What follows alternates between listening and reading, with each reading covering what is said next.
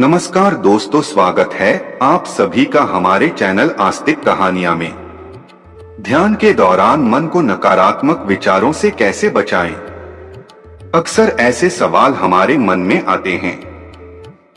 किसी भी नए काम को आरंभ करने पर पुराने काम के नकारात्मक विचार हावी होने लगते हैं। कैसे पाया जाए इन नकारात्मक विचारों से छुटकारा? आइए श्रवण करते हैं अपने शिष्य आनंद को महात्मा बुद्ध द्वारा दिए गए श्रेष्ठ विचार। एक बार महात्मा बुद्ध अपने कुछ शिष्यों के साथ दोपहर के समय एक जंगल के रास्ते जा रहे थे। जंगल में कुछ दूर पहुंचकर महात्मा बुद्ध को प्यास लगी। उन्होंने अपने एक शिष्य आनंद से कहा कि उन्हें प्यास लगी है। उस जगह से 1 मील पीछे एक नदी है जो उन्होंने आते समय देखी थी। आनंद को उन्होंने उस नदी से पानी जाकर लाने को कहा।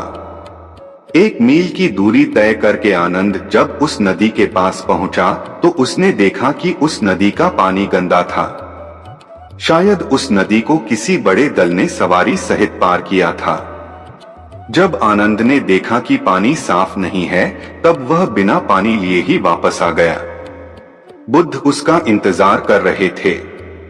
आनंद ने गौतम बुद्ध के समक्ष सारी स्थिति रखी और कहा कि क्या हम आगे चलकर किसी दूसरी नदी से अथवा किसी अन्य स्रोत से पानी ले सकते हैं? पर महात्मा बुद्ध ने यह बात न मानी और कहा कि उन्हें उसी नदी का पानी पीना है, इसलिए वह दोबारा जाए और उसी नदी का पानी लेकर आए। आनंद इस बात से बहुत हैरान हुआ कि महात्मा बुद्ध को उसी नदी का पानी क्यों पीना है, लेकिन बुद्ध के समक्ष वह कोई प्रश्न नहीं उठा सकता था। आनंद फिर से उस नदी की तरफ चला गया। जब वह वहां पहुंचा तब उसने देखा कि नदी का पानी पहले से थोड़ा साफ और स्वच्छ हो गया था। धूल के साथ नीचे से उठे पत्ते, कीचड़ और कई और चीजें धीरे धीरे नीचे बैठ रही थीं। बाकी की गंदगी पीछे से आने वाला पानी अपने साथ बहाकर ले जा रहा था। आनंद सब धीरे धीरे देख रहा था। वह वहां कुछ देर बैठा। देखते ही देखते नदी का पानी एकदम स्वच्छ हो गया। तो आनंद ने पीने के लिए पानी भरा और वापस महात्मा बुद्ध के पास आ पहुंचा। पानी लेकर पहुंचने पर सबने पानी पिया। तब महात्मा बुद्ध ने आनंद से पूछा, तुम तो कह रहे थे कि पानी पीने के लायक नहीं है, तो फिर यह पानी इतना स्वच्छ कैसे?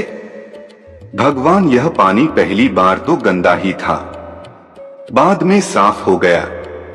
तो तुमने पानी साफ कैसे किया?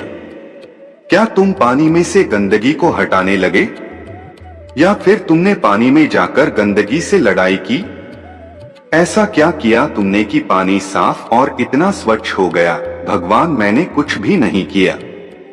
आपकी आज्ञा सुनकर जब मैं दोबारा पानी लेने गया तो पानी थोड़ा साफ हो चुका था। मैंने कुछ क्षण बैठकर प्रतीक्षा की। उसके बाद पानी एकदम स्वच्छ हो गया। यही तुम्हारी शिक्षा है आनंद, इसे ग्रहण करो। पानी की ही तरह तुम्हारा मन भी ऐसा ही होता है। जो आज तुम उस नदी के साथ करके आए हो, वही अपने मन के साथ करो। अगर तुम मन में आए नकारात्मक विचारों के साथ छेड़छाड़ करोगे तो वे सदा ही तुम्हारे मन में बने रहेंगे और तुम्हें गलत कामों की तरफ बढ़ाते रहेंगे।